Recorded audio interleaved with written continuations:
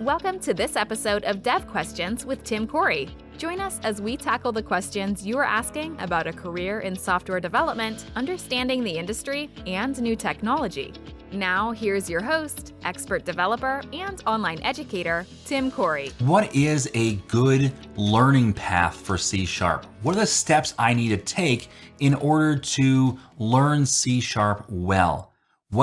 What technology do I need to learn, and what order in order to really conquer C#? This is a question that I get a lot.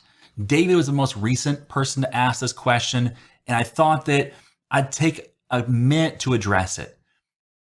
Now, the first thing I want to say is there is no one path. All right. Think of it this way. Maybe you want to get to a city, maybe New York City. So you ask me, what's the path to get to New York City? Do you know how to answer that question? Even if you're in the United States, would you know if I asked you, how do you get to New York City? Well, it depends on where you start from. Because if you start from where I am in Dallas, Texas, that's going to be different than if you start from Portland, Maine, or if you start from Seattle, Washington. And the steps will be different as well, because you'll go to different stops along the way based upon where you started and where you're going.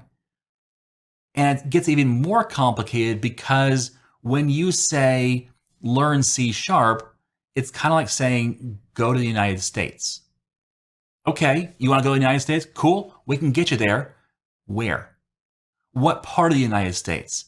Is it Dallas where I am, or is it Portland, Maine, New York City, Miami? Which place do you want to get to in the United States? Because that's going to change what I tell you as well. And so when it comes to answering the question, how do I get there? There are some complexities to the answer. It's not a simple this, and this. And really, if you hear someone tell you it is that simple, there's probably something they're missing. So yes, there is some general steps to learning C#. And I have a video called The Path to Learning C#. I'm actually updating now. I'm in the process of updating. That we're going to try and come up with a tool that we're building to help you kind of dial in for yourself what your path should be. Because just like those map directions, it depends on where you start from. So we'll ask you some starter questions and get a path designed for you that is a little more dialed in. It's a little more focused on what it is you want to learn and also where you want to get to. Because even just saying a C# developer, it's kind of like saying getting to the United States. There is so much inside of being a C# developer. I asked a question recently on Twitter about what type of C# developer are you? We got a range of answers. I'm a web developer. I'm a back-end developer. Back-end developer is actually, I think, one out in that category. I'm a front-end developer, usually means web developer. I'm a desktop UI developer. I'm a game developer. I work with AI. I work with machine learning. There's so many different answers to that question. And so it's hard to help you get to an endpoint when I'm not sure that either of us really knows what that endpoint looks like yet. So step one is we're going to have to figure out where you are, because different people start at different spots. Maybe you come from a Java background. Well, you probably understand object-oriented programming. You probably understand variables and conditional statements like if and switch, and you probably understand looping and arrays. So maybe you need to start at, what the differences are between kind of brushing up the differences between C# and Java, but you're really starting in on, say, learning the project types in C# or figuring out how to do data access because you know the basics of the rest. But maybe you are brand new to programming and you're just starting out. Well, we need to start with installing Visual Studio because that can be complicated. Yes, there's defaults, but those defaults aren't going to do you real well when you want to be a web.NET Core developer because Some of those features aren't checked when you go through the default process. So we have to start there. And so different people are going to start at different spots. So we need to figure out what your starting spot is. And then we need to figure out where you're going. And sometimes that means you have to go through some training first before you can then answer that question. I offer this series, The Foundation in C#. And this is really one of the pillars of my teaching. It is the foundation, which is why I named it that way. It's the foundation of knowing C# well. When you walk in, you don't have to know anything. When you walk out, you're going to have the knowledge of at least a junior level developer. You might have the knowledge of even a mid-level developer, depending on how much you practiced. But let's just say junior level developer. This is going to give you a rock solid foundation in using C#, in building applications. Well, if you go through just that, and I encourage everybody who has a question about what should I learn, have you started there? Have you looked at that? Because if you're a Java developer and need to brush up, that's going to help you brush up. You might breeze through a couple of things, but you're going to catch some things you're like, oh, I didn't know it did that. Oh, that's a cool feature. You're going to find things that you didn't expect. And if you're brand new, you're going to start off learning the basics, variables, if statements, just what is Visual Studio and how do I use it? And so that's going to take you through the process. But by the end of that process, you're going to have been exposed to most of the major project types, the different types of data access that are out there, the core language and object-oriented programming. You'll have built applications, and you're going to come out of that knowing probably what you like and don't like, what things you want to at least investigate more, maybe the first path you want to pursue. And you don't have to pick one. You can start with one, go down it for a ways, and then pick a different one if it fits you better. Or if you just want to learn two, that's cool. But you will know the questions to ask. I got an email recently from a person who he said he went through a college education that was really frustrating, where he had an old textbook to work with and his professor didn't want to help. And he didn't know the questions to ask. He didn't know what terminology to even Google because he didn't know what was going on. And so it took a while to even find the terms to Google. Well, that's the kind of thing that the Foundation C# course will help you mitigate or eliminate. You'll know the different parts of C#. You'll know about web projects and desktop projects and console projects and services. You'll know how object-oriented programming works, how data access works, and the different data access systems out there, different databases like SQL and MySQL and NoSQL databases like MongoDB. You will know how to use those. You'll know how to use Dapper and Entity Framework. You will know these tools and know what you want to know more about. You'll know what areas you like. And so out of something like the Foundation in C#, then you will come out saying, okay, now I know that I want to be a web developer with C#. So now you know the next step of your journey. You need to know that you need to learn web development. That I've got a course, and this is not a sales pitch here, but I've got a course for getting started with ASP.NET Core. It's going to cover the 5 types in a lot of detail, including data access. Well, that's a part of it, but then you also need to learn HTML, CSS, and JavaScript. And you need to learn how the different frameworks work there and which questions to ask about, should I learn Angular or Vue or React or any of those? So you're going to have to basically take your next step or identify your next step based upon knowing the questions to ask. And that usually means taking a first step down the path. So the learning path that I encourage is check out the Foundation C# course, not necessarily to buy it.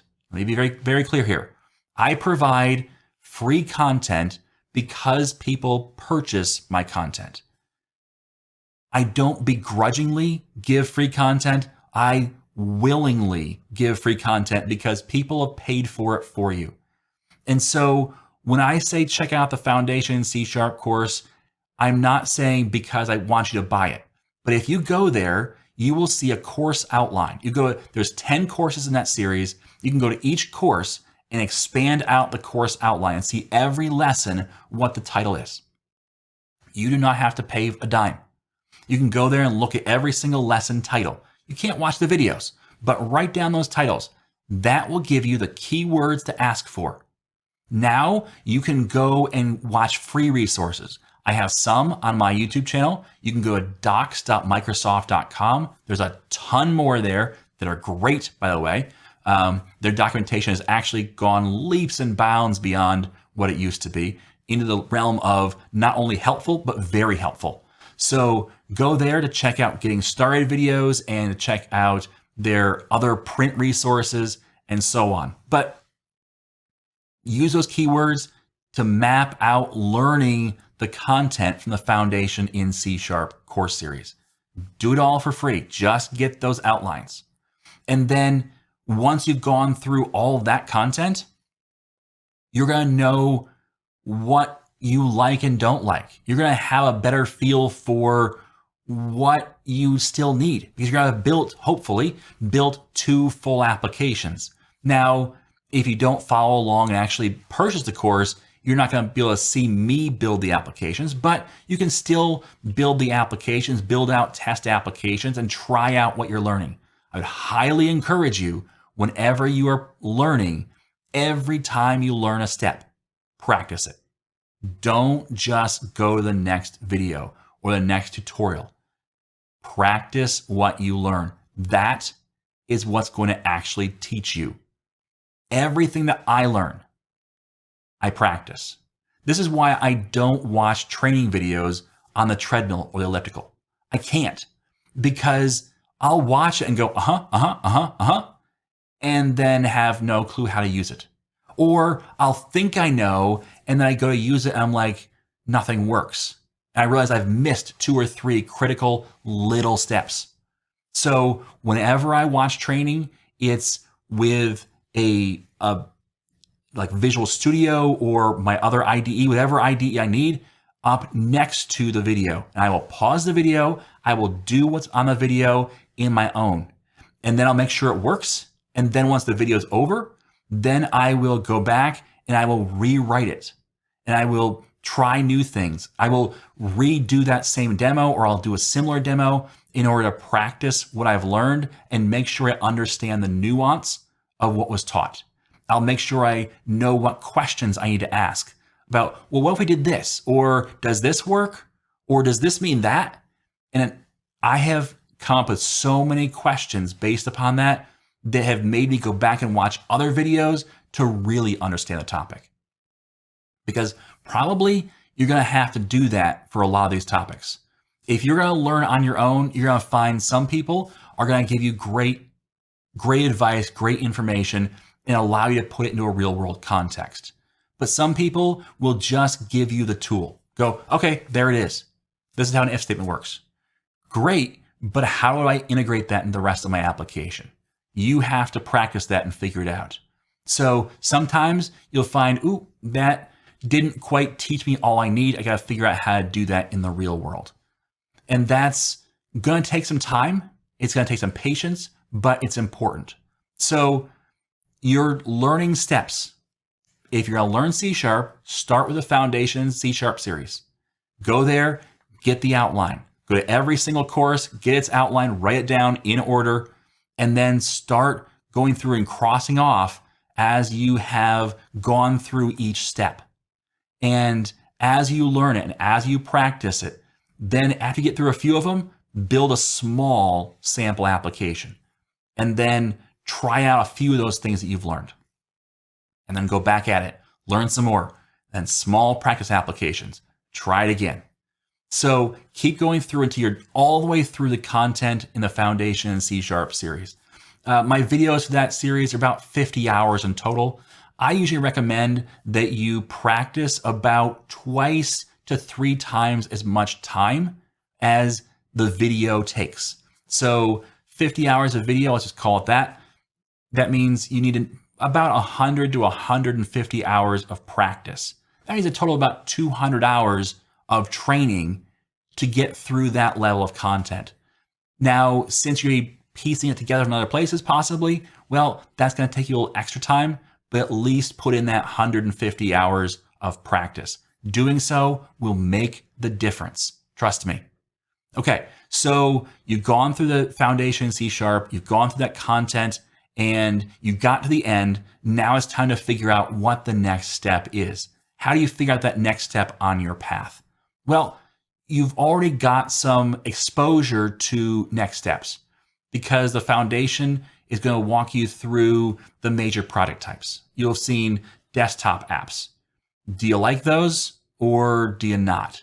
Do you feel comfortable building those? Do they really speak to you as an easy way or a fun way to build applications? You'll have done services. How does that work for you? Do you like that? Do you like the idea of really concentrating on the code itself rather than a user interface? Or maybe you did web projects and went, wow, I can build web apps. I can actually create a website that is interactive. Do you like that? Whichever one you choose, then you can figure out where to go next and which things to practice in. I have different courses in different areas. I would encourage you, build a complete application. Okay. I do that a number of times in courses for a reason. The Foundation C# series has 2 complete applications, small ones, but complete applications. I also have complete courses that are nothing but building a complete application. Tournament Tracker, we build a complete WinForm application and then change over to WPF and ASP.NET Core ASP.NET MVC, the .NET Framework version. So we have 3 different user interfaces in a complete application. We have other complete applications, a SQLite application like that. So build complete applications to make sure you know how all the pieces fit together, to make sure you're not having gaps. If you find gaps, put that on your list of things to learn. And then you can start saying, okay, I got through some of that, but that web stuff, what I want to pursue, I really felt like I was lacking something. Maybe you don't have a great grasp on the actual web stuff, the HTML, the CSS. How does that work? What are the, what's the latest in HTML5 and CSS3? What are the things I should know? Well, then go through a complete course in web and learn how to do that.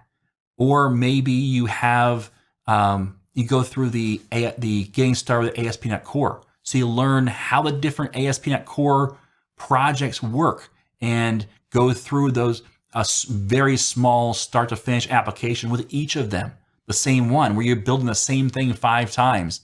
So you can see how each different type works and have that good comparison side by side so you know which one to pursue in more depth. And then go in depth in that one area. I have a course, Blazor Server in depth, because we go really deep into Blazor Server and what it is and how it works and really every detail of Blazor Server so you know it inside and out. And this is, again, not to sell my courses. You don't have to take any of these courses. What I'm saying is, this is the reason why I build these courses, because these are the things you need to do. These are the steps you need to take. You need to get a good foundation in C#. You need to practice what you've learned by building full applications. You need to go deeper into one area that interests you. You need to go really deep into that area. And then I also have a series called the Prove It series, where I give you challenges to prove your knowledge. And no, they're not one-to-one relationships between the different courses. This is not a Foundation C# Prove It series. Not yet, at least. But these are just C# Prove It series to prove your logic, to prove your web skills, to prove your ability to work through algorithms and data structures. These kind of things are great for exposing your weaknesses, to finding out where the problems are. So the equivalent of this, if you want to do it for free, is to go to some of these testing sites where they give you a problem to solve. And you figure out, hey, can I solve this? And you try it in C#. Now, that's not going to make you necessarily a perfect programmer, and don't concentrate in one area too much. But it's what's going to do is it's going to challenge you.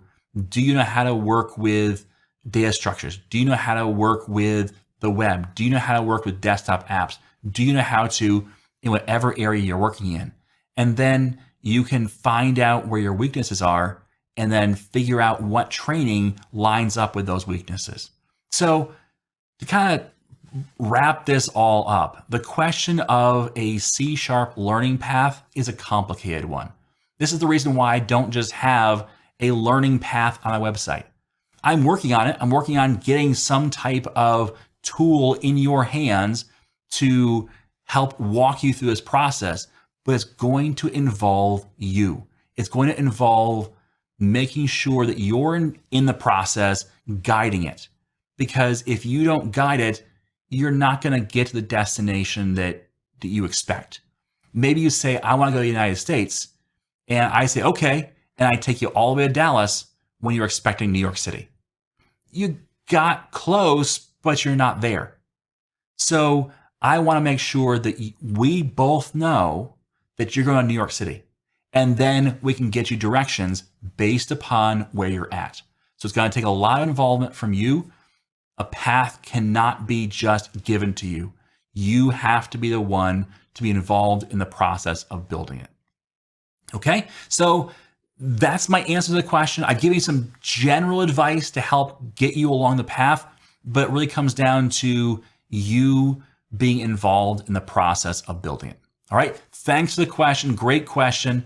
I appreciate the questions that come in. If you have a question, make sure to go to the podcast link on IAmTimCorey.com and fill out the form to get your question answered. If you want to view this episode, you can view it on YouTube. If you want to listen to this episode, you can listen to it on the podcast player of your choice. We're on almost every major platform for podcasts. Thanks for listening. And as always, I am Tim Corey.